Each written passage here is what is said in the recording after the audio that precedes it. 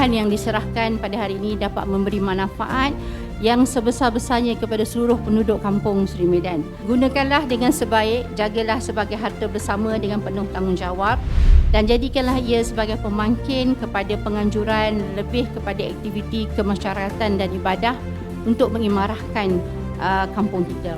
InsyaAllah semoga usaha kecil kita pada hari ini diberkati oleh Allah Subhanahu Wa Taala dan menjadi asbab kepada kemakmuran yang lebih berpanjangan buat Seri Medan. Surat berselit mawar di dalam peti, baunya wangi setiap lembaran. Bakti dicurahkan buat yang diingati, kesenangan dinikmati penuh kesyukuran. Dengan lafaz Bismillahirrahmanirrahim, saya dengan ini menyempurnakan penyerahan projek angkat Kampung Madani bagi penyerahan pembinaan blok tambahan kepada Masjid Pekan Seri Medan daerah Batu Pacu.